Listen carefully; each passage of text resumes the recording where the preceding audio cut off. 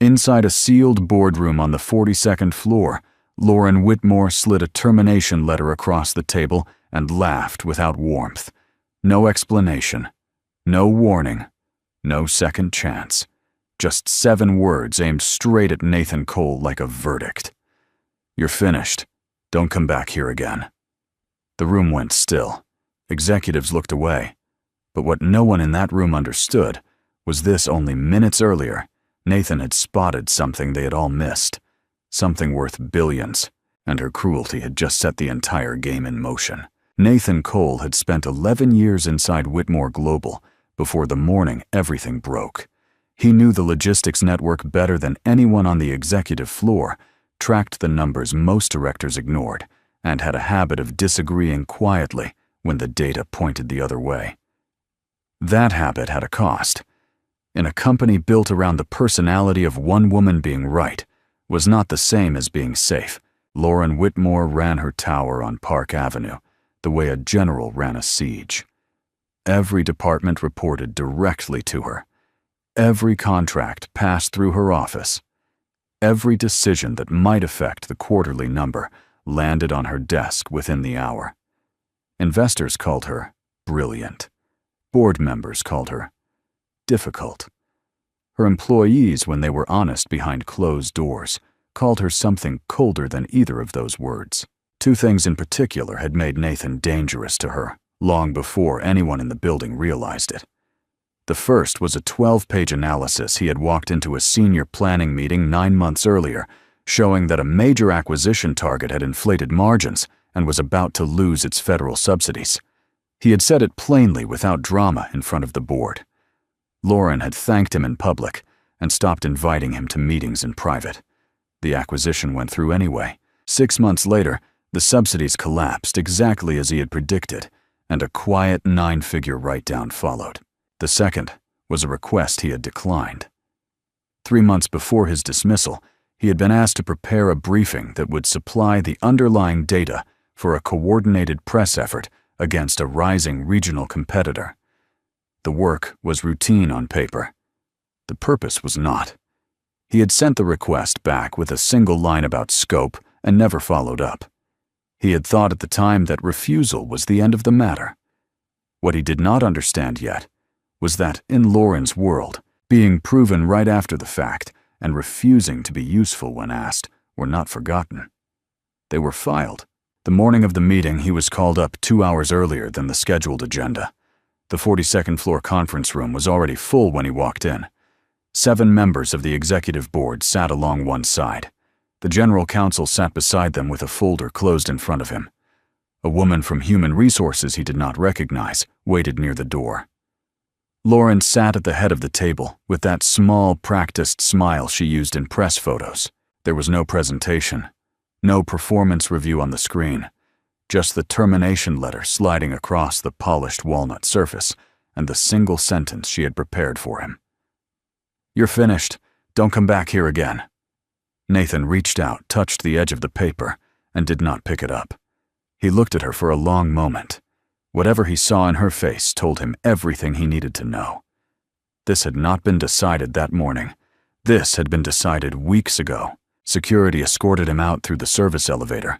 His badge was deactivated before he reached the lobby. By the time the car pulled away from the curb, an internal memo had already circulated to every senior partner in the logistics industry. Nathan Cole was no longer with Whitmore Global. The language was careful. The subtext was not. Within 48 hours, 3 headhunters who had been chasing him for years stopped returning his calls. He spent the first week at home running numbers the way other men might drink. He had savings, a small brokerage account, and a row of credit lines that would hold for maybe a year. He had the quiet, ordinary life of a man who lived alone and preferred it that way. What he did not have was a path forward. Every logistics firm in the country had received the same quiet call. Every door he knocked on closed before it opened. It was during the second week, sorting through old files, he had backed up to a personal drive long before his dismissal, that he found the report again. A small internal memo from 2 years earlier, flagged once and then buried.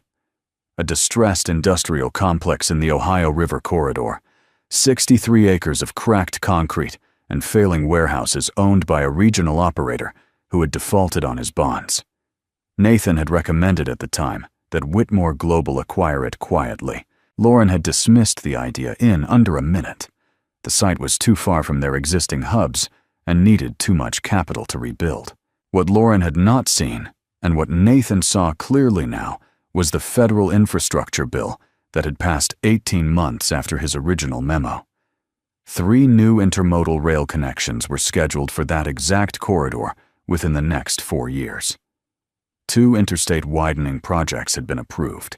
A proposed inland port was under environmental review, less than 7 miles from the site.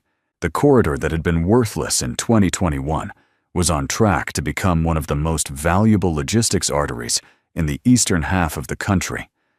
Any operator that wanted to move freight through the eastern interior after 2026 would eventually need to move it through that ground. That last point was the one Lauren had missed, and that Nathan had not. It meant that whoever owned the site did not need to chase customers.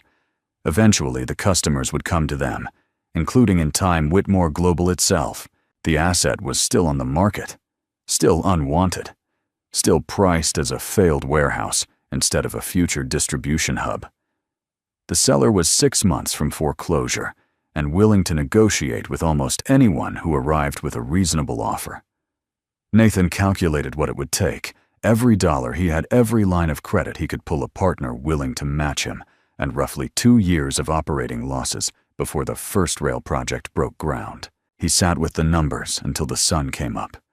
He had 2 choices, and he understood both of them clearly. He could accept what Lauren had done to him, quietly spend the next decade rebuilding a career in some smaller, safer industry, and live with the knowledge that she had won. Or he could put everything he had into a piece of land that no one else believed in and bet his entire future on a single conviction. That conviction was simple. He had seen what no one else had seen. He had been right before, and he had been punished for it. This time, if he was right again, he would not be standing on someone else's floor when the truth arrived. By 7 in the morning, he had made the call to the broker. By noon, he had drafted the offer. He did not know yet how he would raise the rest of the money. He did not know who, if anyone, would stand beside him. He only knew that the woman who had told him he was finished had made one mistake she did not yet understand. She had given him nothing left to lose, and a man with nothing left to lose was the last kind of opponent Lauren Whitmore should have wanted in the world.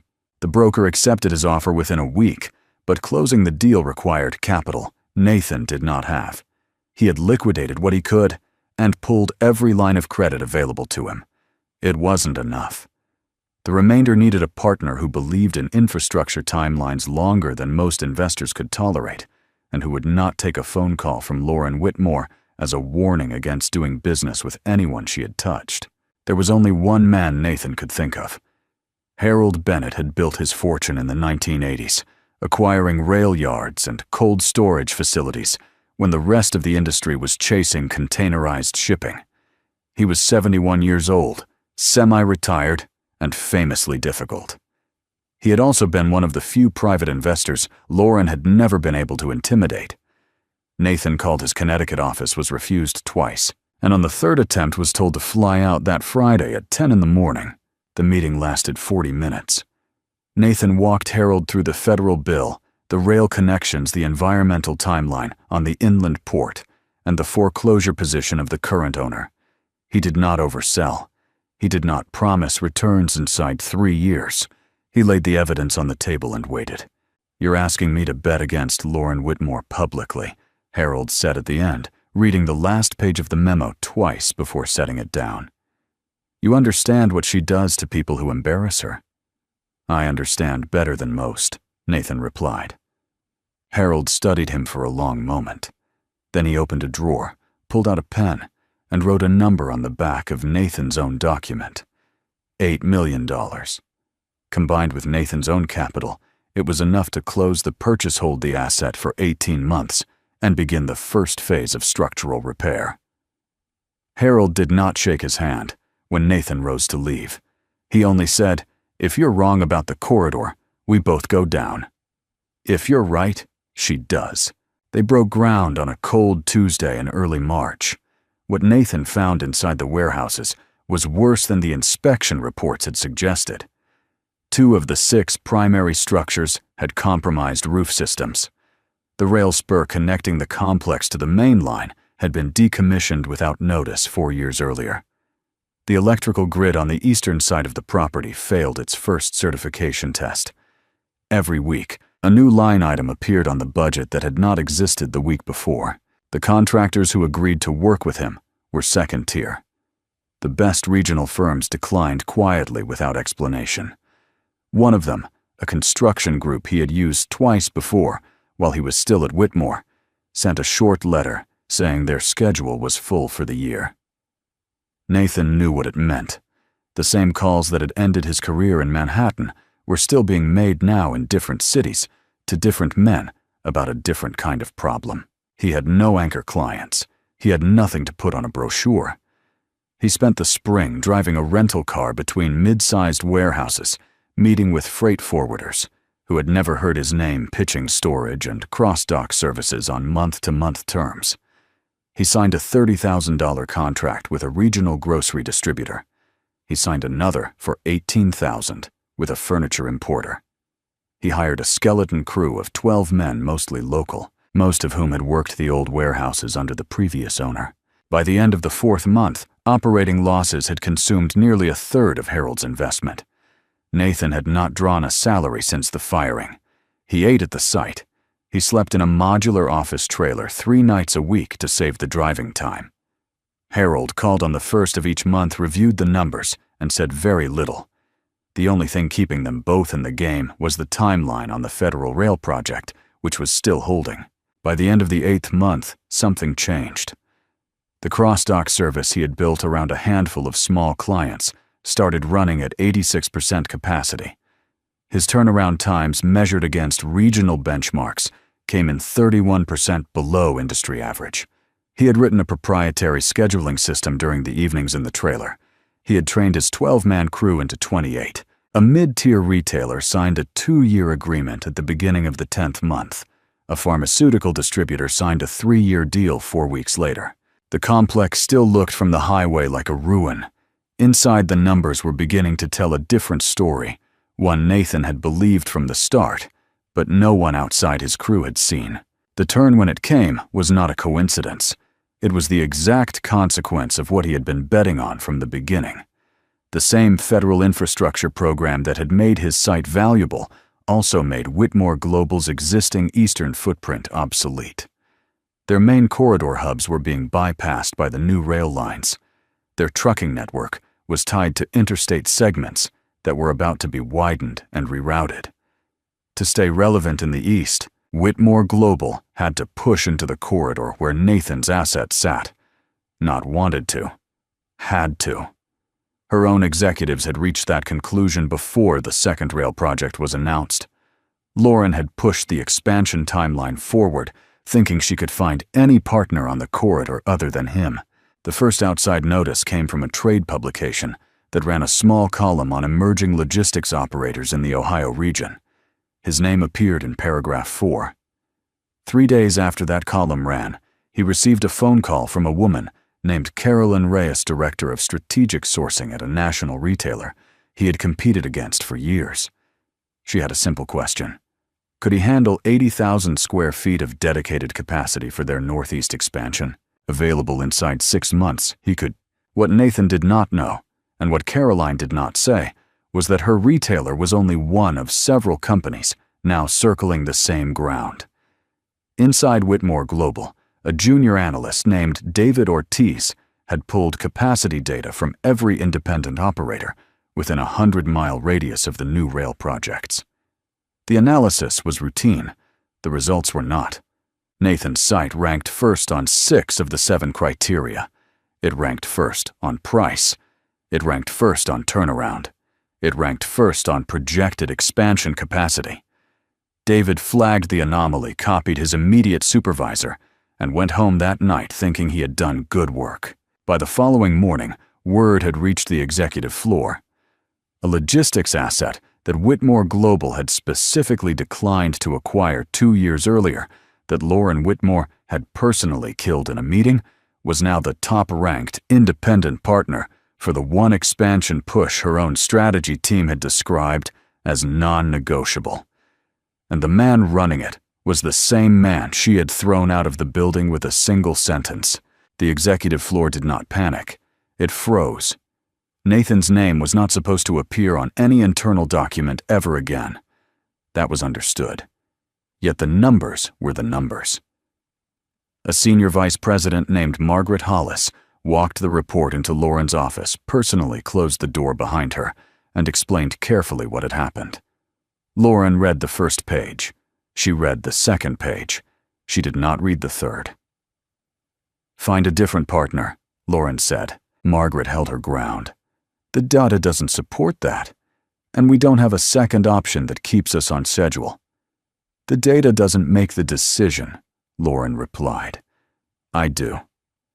That sentence was the first real crack inside the walls of Whitmore Global, and the first moment in almost a year that the company's own executives began to wonder whether the woman at the top was choosing the right fight for the right reasons. Lauren's decision did not stay quiet. Inside a tower of 700 employees, the story of a data-driven report killed for personal reasons traveled down 3 floors before the end of the week. The official partner selection went to a mid-sized operator 200 miles south of Nathan's site, with lower rankings on every metric that mattered. The contract was announced in a short press release. Margaret asked to be reassigned from the expansion committee within the month. She was not the only one who noticed. What followed against Nathan was not accidental. Within 2 weeks, a trade newsletter published a lightly sourced piece questioning the financial stability of his operation. A second publication picked up the story and added specific, unverified claims about missed vendor payments.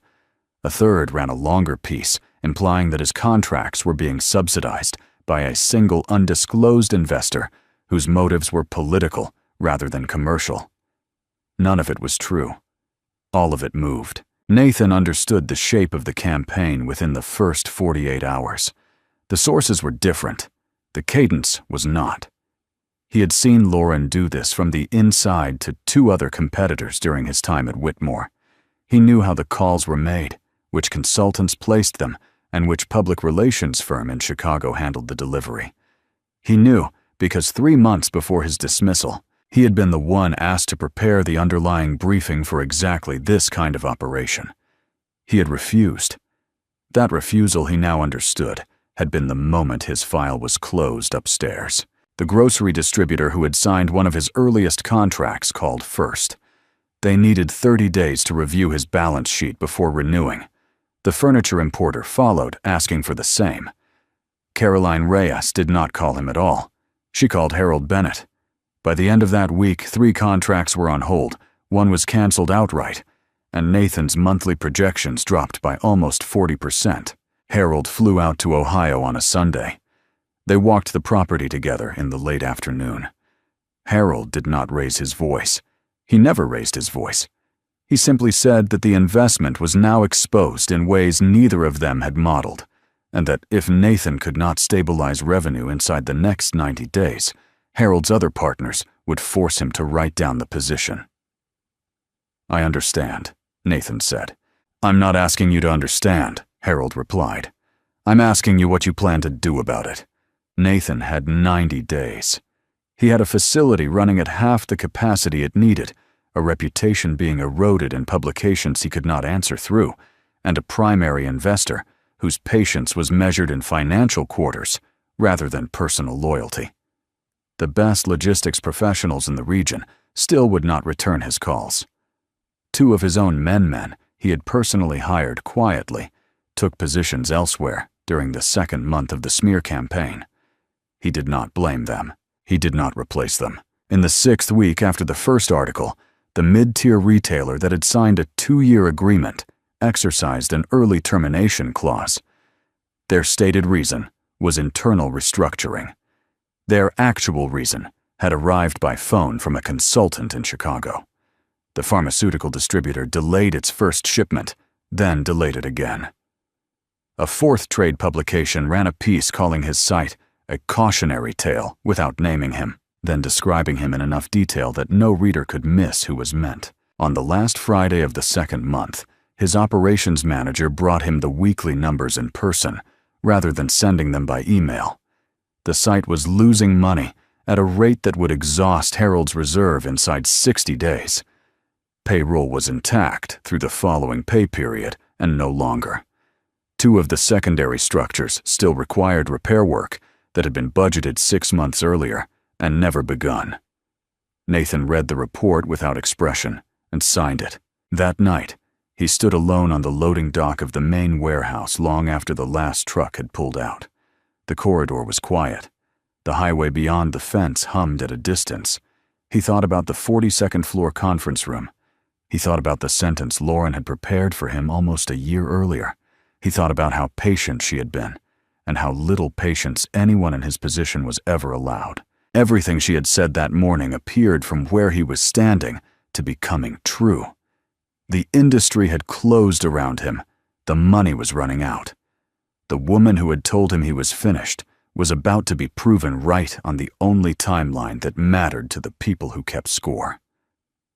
And somewhere inside the tower on Park Avenue, Nathan knew she was already preparing to collect. He did not go home that night. He walked back into the main office, turned on the lights, and sat down at the one desk in the building that still had a full set of spreadsheets on its hard drive. The question in front of him was the one Harold had asked that afternoon. What do you plan to do about it? He had already begun to know the answer before Harold's car had left the gate. Retreat was possible. He could sell the asset for parts to a regional operator before the smear campaign finished its work. He would lose most of Harold's money. He would lose everything of his own. He would, however, walk away with his name attached to a real business for a while longer, and that was worth something in certain markets. It was the quiet option.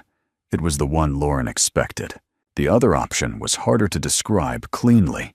It meant taking the same tools Lauren had used against him and turning them around. Not with rumors, not with leaks, with facts, with a record of who had made which call on which date to which publication and what had been said, with a financial analysis that showed to any neutral reader what the correct partner decision inside Whitmore Global had been and what the personal cost of the wrong decision would reach over the next 3 fiscal quarters. He began building the file that night. He did not sleep. He pulled the 2 years of operating data his own team had gathered, benchmarked it against the public filings of the partner Whitmore had chosen, and laid the gap out in clear numbers. The partner Lauren had selected was already missing delivery windows. Their first quarter costs were running 14% over projection. Their own board would be reviewing the contract in less than 90 days. He then turned to the smear campaign. He did not need to guess where the calls had originated. During his last year at Whitmore, he had quietly kept personal copies of internal correspondence that touched on reputation management out of a habit he no longer needed to justify. None of it was confidential client material. All of it was email between Whitmore executives and their public relations counsel in Chicago. One thread in particular, from 3 months before his dismissal, the same thread that had ended with his refusal, laid out the exact playbook that had since been run against him. Same publications, same sequencing, same language. By sunrise, he had 2 documents. The first was for Harold, a clean summary of the financial exposure and the path back to stability. The second was sharper written for a different audience. That second document was not intended for Lauren. Lauren was beyond reason at this point. It was intended for the 7 people on the Whitmore Global Board of Directors who did not answer to her on a daily basis, and for one of them in particular. Richard Halloway had joined the board 2 years earlier as an independent director after 30 years running a competing logistics firm on the West Coast. He had known Nathan by reputation from across the industry. He had never been part of Lauren's inner circle. He was by design of the company's own governance charter, one of the 3 board members whose vote could be cast without consulting the chief executive. Nathan sent the full package to Richard at 7 in the morning by overnight courier, unmarked through Harold's attorney. He did not call. He did not email. He waited. 3 days passed. The facility kept operating on fumes.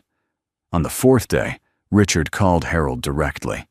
The conversation lasted an hour. On the 6th day, a special session of the Whitmore Global Audit Committee was convened, without Lauren present, citing a governance inquiry into recent competitive decisions.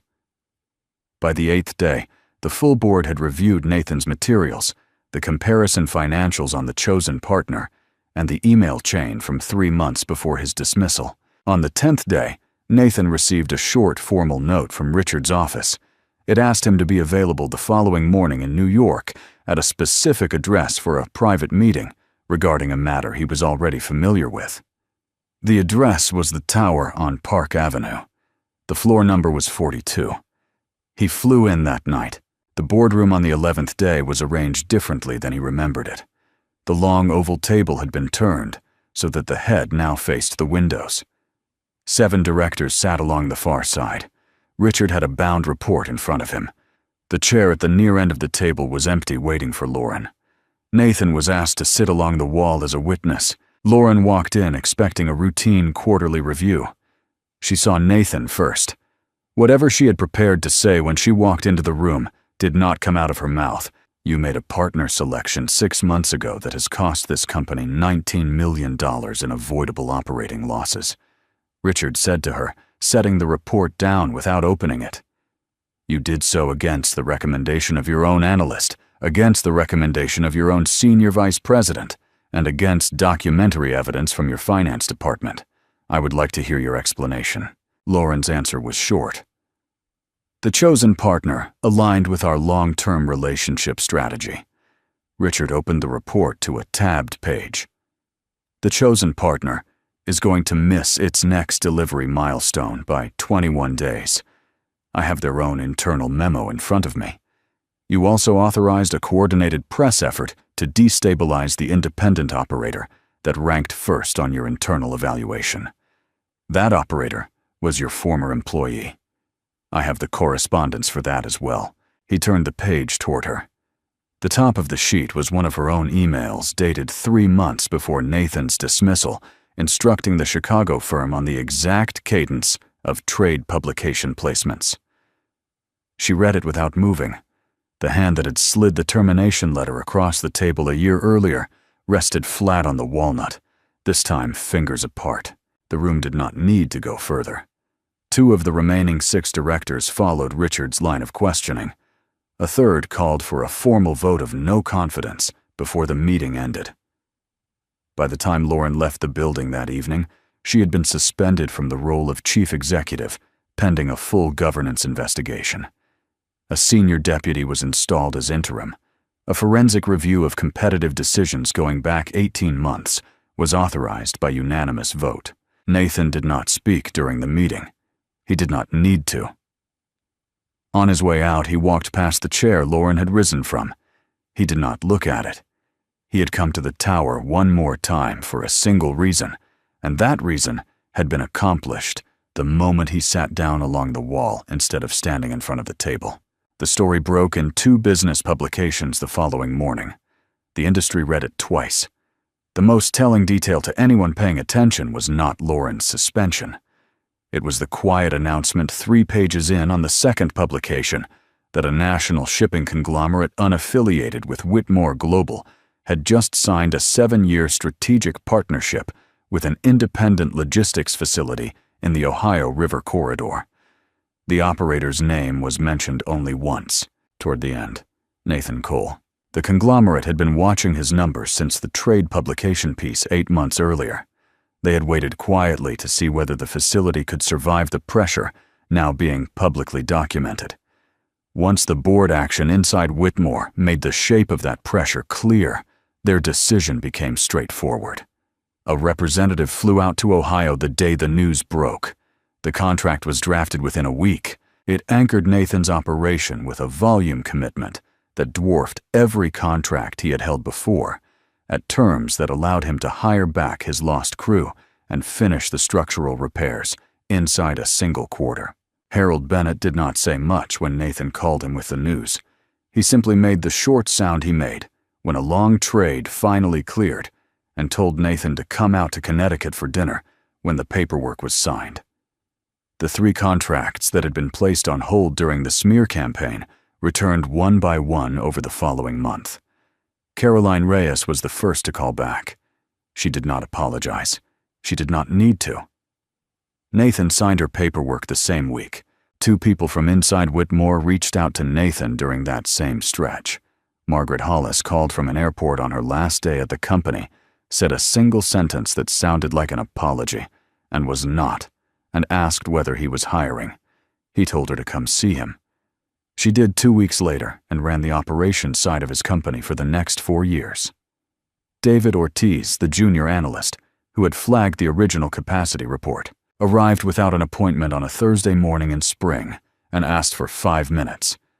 Nathan gave him the afternoon, and by the end of it, a job. The facility that had looked from the highway like a ruin 18 months earlier now operated at full capacity across all 6 primary structures. The second phase of repairs was completed within the year. The rail spur was recertified and connected to the main line 3 weeks before the first federal project broke ground 4 miles to the east. The inland port under environmental review cleared its final hurdle the following summer. Every forecast Nathan had written in his kitchen at 2 in the morning had on its own schedule become the present tense. He did not stop there. With the anchor contract secured and his credit position restored, he began building the model the industry had not yet seen. He acquired 2 smaller distressed sites within a 50-mile radius, linked them to the main complex through a shared scheduling protocol, and opened the network to mid-sized shippers on terms no national operator would match. Within 2 years, the operation handled more than 80% of corridor freight volume on the new rail line. Within 3, it had written the benchmarks other operators were measured against.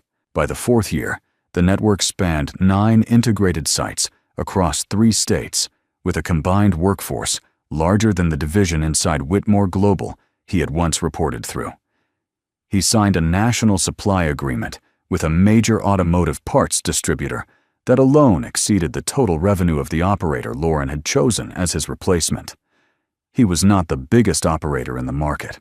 He was the one the biggest operators called when they needed the work done on a schedule that mattered. He did not rename the company. He did not put his face on the front of a magazine. He kept building 1 site and 1 contract at a time on the same discipline that had built the first one. The man who had been walked out of a tower in Manhattan with a single sentence now set the terms on which national carriers moved through half the eastern freight market. The governance investigation at Whitmore Global concluded the following spring. Its findings went further than Lauren's defenders had expected. 2 additional partner decisions over the preceding 3 years were found to have been made for reasons unsupported by any internal analysis. A separate review by outside counsel flagged the Chicago public relations arrangement as a pattern of conduct rather than an isolated incident. The board removed her formally, clawed back the prior year's performance compensation, and accepted a settlement with a small group of institutional shareholders that required a full independent chair of the board going forward. She was barred under the settlement from serving as a director of any public company for 5 years. Whitmore Global continued under new leadership at a quieter valuation. The industry, when it spoke of that period, did not dwell on her name. It dwelled on his. Success did not depend on being recognized in the moment. It depended on whether a person could see value before the rest of the market had agreed on it and hold that position long enough for the truth to arrive. Power could remove a man from a system. It could lock every door he had once walked through. What it could not do was prevent him from building another system with different doors, on different terms, with his own name on the lease. Nathan Cole had been told he was finished by a woman who controlled the only tower he had ever worked inside. A year and a half later, the tower was still standing, but the rules had moved. They had moved because one man with nothing left to lose had done exactly what he had always done quietly and without apology. He had looked at the numbers, he had trusted what they said, and he had waited for the rest of the world to catch up.